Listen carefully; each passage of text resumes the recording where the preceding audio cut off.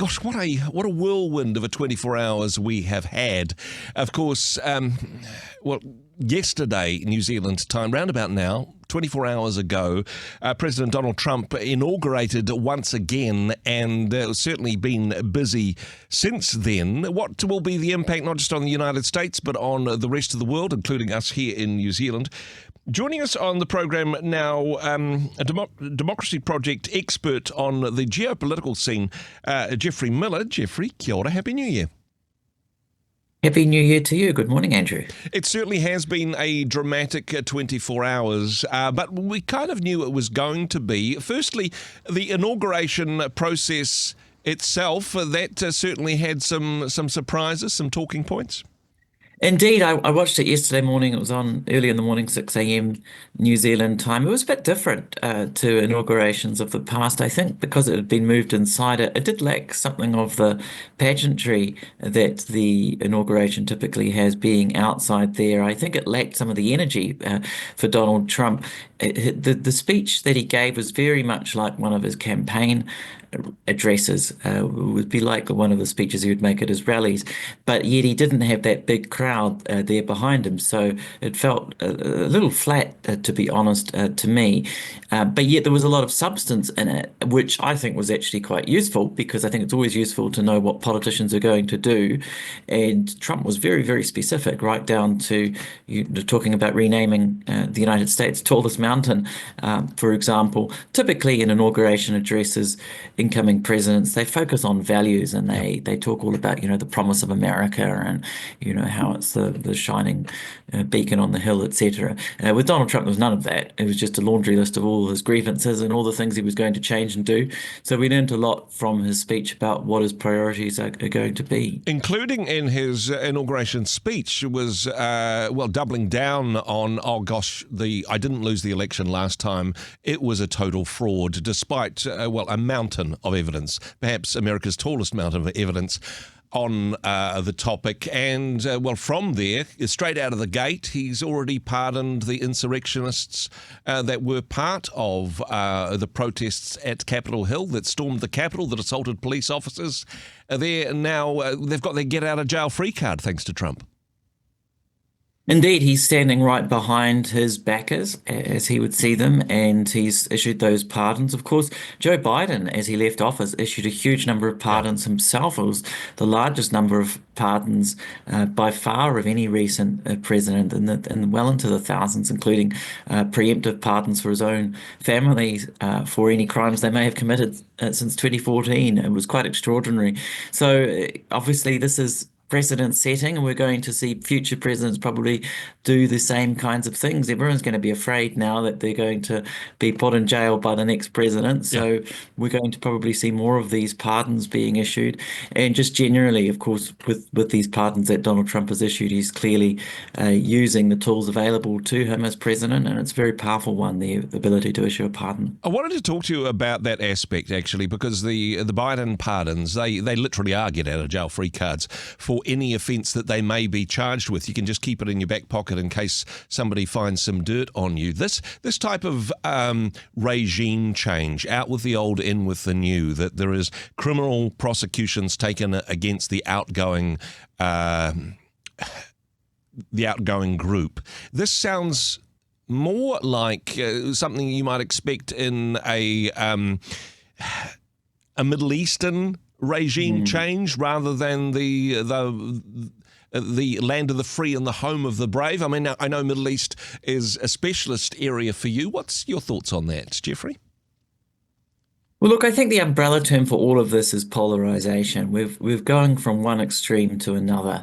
Under the Biden administration, it was quite a globalist presidency, if you like. It was about working with other countries, working together, supporting organizations like the UN, the WHO, or at least in rhetoric terms. You can argue about whether the Biden administration actually typically did that, when you think of things like what's happened in the Middle East over the past 15 months, particularly with Gaza. But that was the rhetoric, that we're going to work together with our allies. We're going to be internationalist in our outlook to a large extent.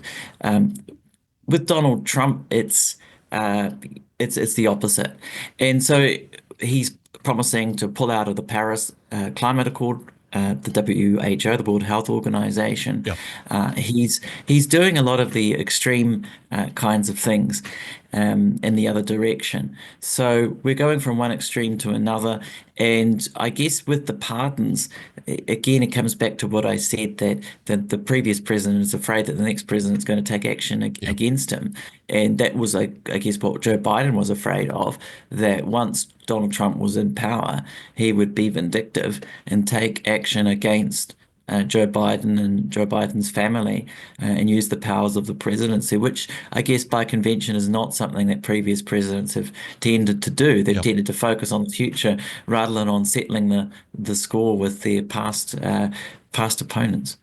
Looking at the international scene, I mean, the two big ones, of course, pulling out of World Health Organization and also the Paris Climate Accords.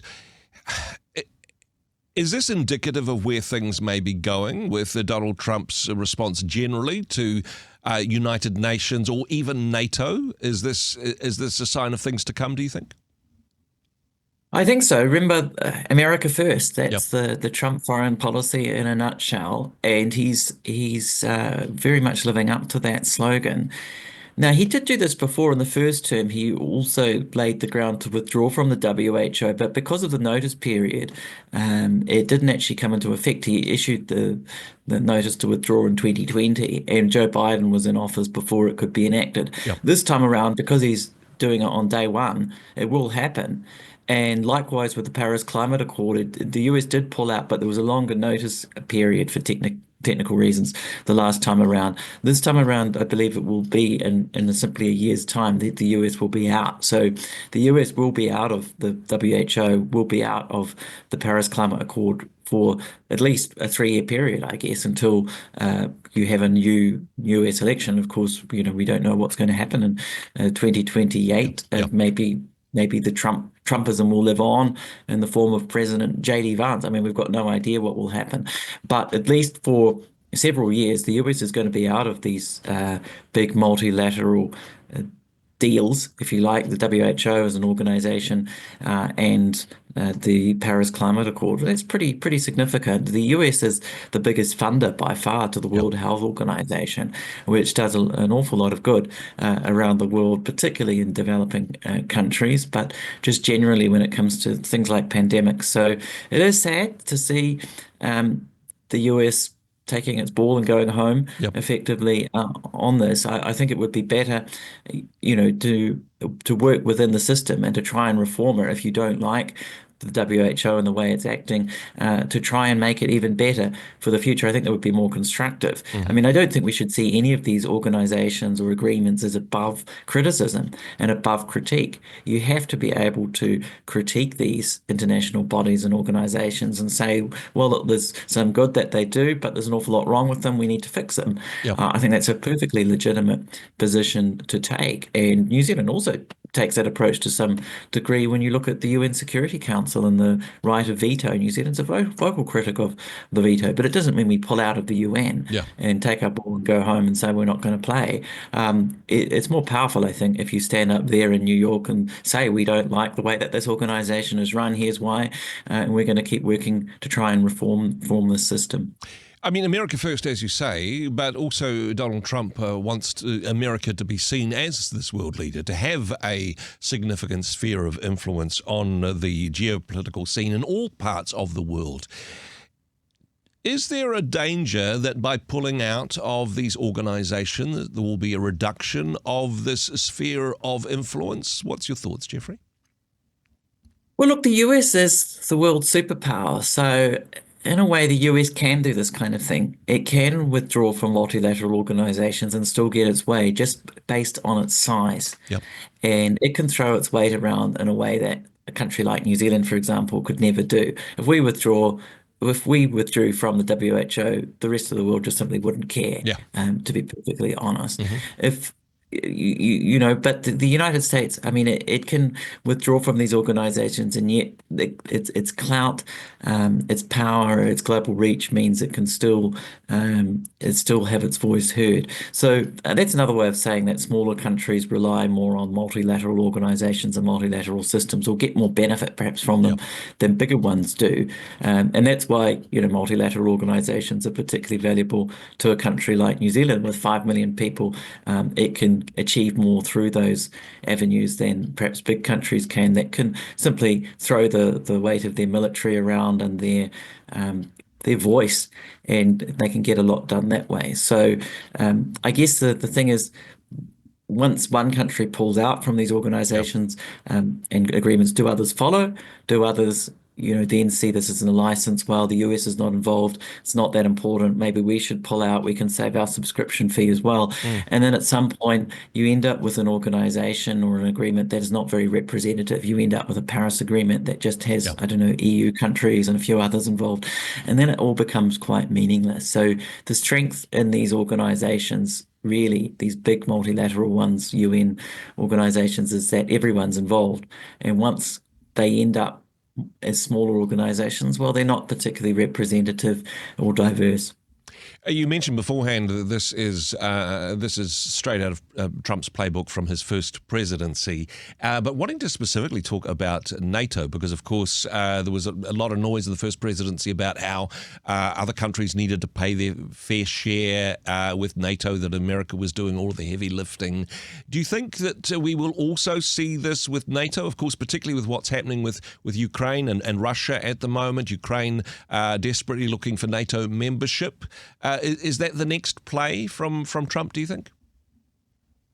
Yes, I think he will certainly be asking NATO members to pay up and pay more. And Donald Trump, in some ways, was ahead of the curve on this, going Yep. back to 2018, 2019. He was saying NATO countries needed to pay up more and do more.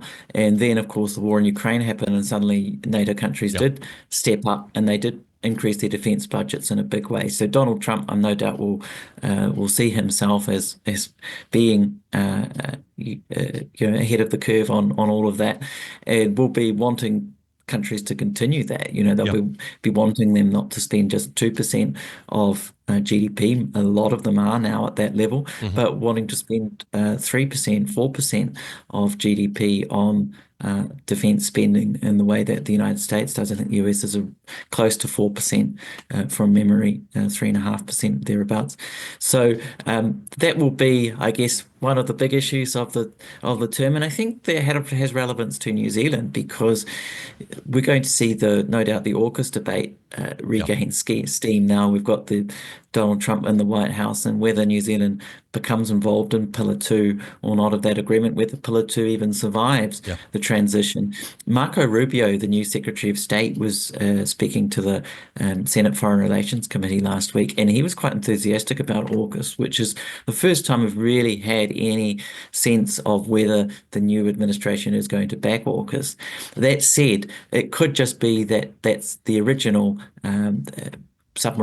nuclear powered submarine deal for Australia. Yep. That's what he's going to support. Doesn't necessarily mean that Trump will support the also rans, as he might see them, like New Zealand getting involved in Pillar Two. But I think if he does, it will be on the condition that New Zealand has to pay up massively. Yep. And anyone who wants to be involved, they won't be free riding anymore. Because I think, in a way, Joe Biden and the Biden administration, they would have been happy in a way for New Zealand just to sign up, because it was about getting New Zealand's name on the list and the signature there. That was the achievement.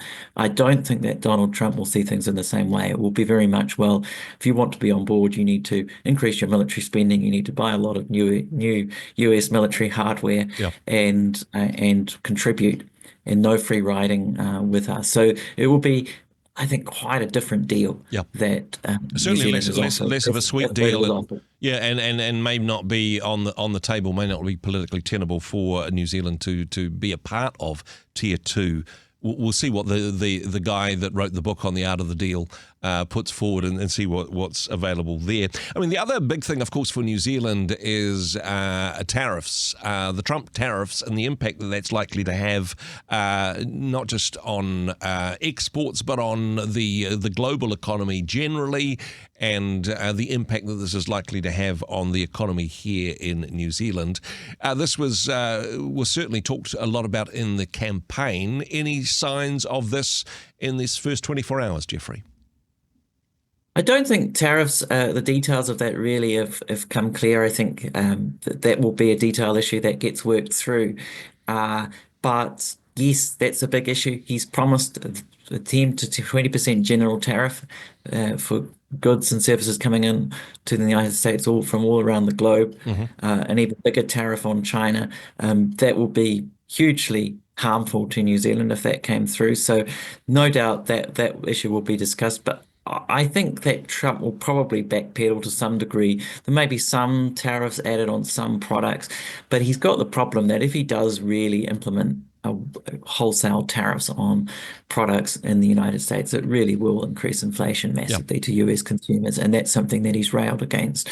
It was a big campaign issue, so I think that one will be walked back to some degree. It's always hard to know with Donald Trump how much you should believe, how much is hyperbole, how much is going to be implemented. I think somewhere it will be somewhere in the middle. There will be tariffs, but perhaps not as sweeping as was proposed during the campaign. And the old saying about you campaign in poetry and you govern in prose, I think that will apply to the tariff issue. Exactly. And certainly the US economy tanking in the second Trump presidency, he won't want that to be his legacy in that regard. Hey, just finally on this one, and honestly, Jeffrey, this is a big enough issue in and of itself. Just a few hours before Donald Trump's inauguration, the ceasefire in Gaza kicked in. Prisoners have been exchanged. It's been celebrations on the West Bank. There's been some more saber rattling from Netanyahu. To what extent do you think the imminent inauguration of Donald Trump was the tipping point that led to peace for Israel and Gaza? It was hugely important. Look, it was the catalyst. Donald Trump sent his special envoy to Israel to really talk some sense into Benjamin Netanyahu, and that seemed to be what got the deal over the line in the end. I mean, of course, there were plenty of others involved, and there were plenty involved in the Biden administration, Antony Blinken and so forth. But why the deal happened on January 19th? Well, Donald Trump was becoming president on January 20th. I think that's quite clear. But it's a fragile ceasefire when you look at what's happening on the ground. There've been various clashes still, even in Gaza, with Israeli soldiers and Palestinians. There've been number of Palestinians killed over in the West Bank where the ceasefire doesn't apply. It's a very, very fragile ceasefire. It's very good news to see those initial hostages, 3 hostages, freed and released to go back to their families. It's very good to see Palestinians being able to move around Gaza, and aid is flowing through. 900 trucks or more have come through since Sunday. So that's very good to see, but it's an absolute catastrophic scene. When you look at some of the pictures coming out of Gaza, I encourage your listeners, if they haven't done so already, to look at just some of those aerial shots from drones, etc. It looks like something out of World War II Germany after the war ended. Just an absolute sea of rubble, an absolute moonscape, and it's going to take a colossal effort to rebuild Gaza. Even though you expected that, it's still quite shocking when you see some of these first pictures coming through after the ceasefire has taken place and the full extent of the damage. It's quite shocking. I mean, comparing it to World War II, although I saw some stats which says that the amount of bombing which has happened in this very small piece of real estate exceeds the bombings of London and Dresden and even Hiroshima and Nagasaki combined, actually, within a relatively brief period of time. Of course, for Trump to be able to say, hey, I was the peacemaker in Israel, that's good news for him. And also for Benjamin Netanyahu to say, hey, look, we've got the hostages back, I've done the deal. That will be good for both presidents politically, but also, hopefully, optimistically perhaps, good news for the people of Gaza to start the slow process of rebuilding. Jeffrey, appreciate your insights and your wisdom as always. Thank you so much for joining us. Thanks, Andrew. Hey, thanks very much for joining us in the Rhema studio. Thanks very much for watching the interview. It's kind of nice to have an audience, actually. And if you did like what you watched, then do give us a like, do give us the thumbs up. And if you'd like to see more interviews like that one, or perhaps even better, subscribe and those interviews will come straight to you. Don't forget to turn on your notifications, and we'll see you in the next one. Cheers.